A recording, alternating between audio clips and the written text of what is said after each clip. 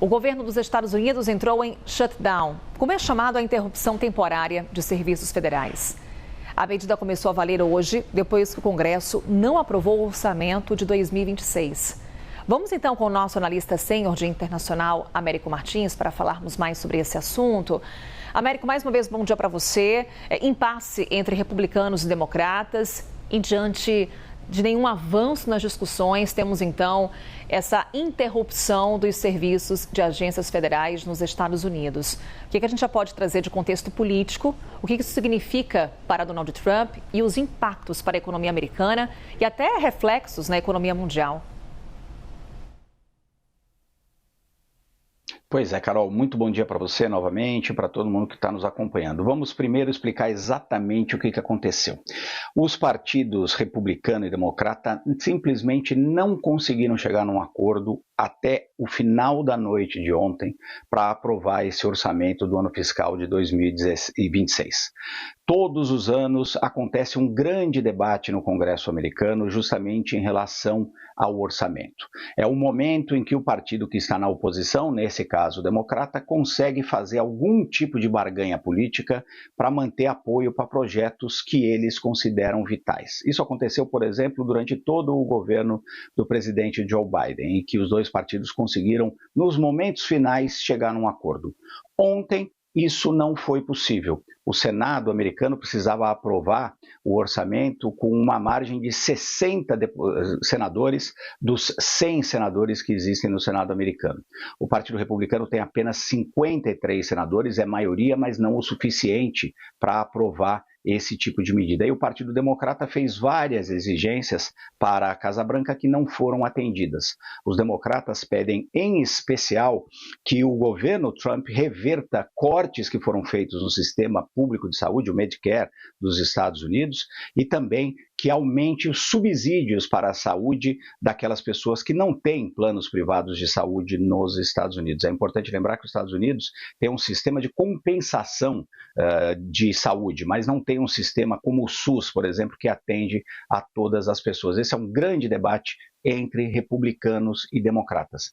A Casa Branca simplesmente não quis negociar e não atendeu a esses apelos dos democratas que, em retorno, acabaram não votando nessa aprovação do orçamento do ano que vem, de 2026. Com isso, o impacto imediato é esse shutdown, ou seja, o governo americano não pode mais gastar, não pode fazer pagamentos até que esse orçamento seja aprovado. Com isso, todos os serviços que não são essenciais deixam de funcionar, aqueles serviços federais nos Estados Unidos. Por exemplo, emissão de passaportes vai ser muito menor, emissão de documentos, os parques nacionais devem ser fechados. Agora, aqueles serviços que são essenciais, como, por exemplo, controle de voo, alguns serviços de saúde, alguns serviços da burocracia federal, esses vão continuar funcionando de alguma forma, ou de forma integral, ou num esquema de emergência, uma espécie de plantão. Os servidores que tiverem trabalhando nesses serviços essenciais também não vão receber os seus salários. Isso tem muitos impactos, obviamente, na vida do cidadão americano, em primeiro lugar, que acaba tendo que enfrentar todas essas dificuldades, se tiver que conseguir um documento, se tiver que atrasar algum tipo de tratamento de saúde, por exemplo. E causa também um impacto na economia, porque, obviamente, você paralisa uma boa parte desses serviços federais e isso tem um impacto secundário na economia. Isso custa muito dinheiro para o governo federal e também para outras empresas que dependem desses serviços federais. O presidente norte-americano, Donald Trump, disse que, inclusive, vai aproveitar essa situação para demitir funcionários que sejam afetados pelo shutdown. Então, o Donald Trump, além de não conseguir ter fechado um acordo, ainda dobra a aposta e ameaça demitir mais gente da administração federal. Os democratas, por seu lado, dizem que estão defendendo os interesses dos mais pobres, aqueles que não têm acesso a um plano de saúde e, portanto, vão continuar exigindo algum tipo de acordo com a administração americana para que a saúde do americano mais pobre não seja tão afetada como tem sido nos planos do presidente Donald Trump. Isso, Carol, é um reflexo dessa extrema polarização dos Estados Unidos. uma polarização que não permite basicamente mais que os líderes dos dois principais partidos possam simplesmente negociar em favor do americano, em favor do eleitor.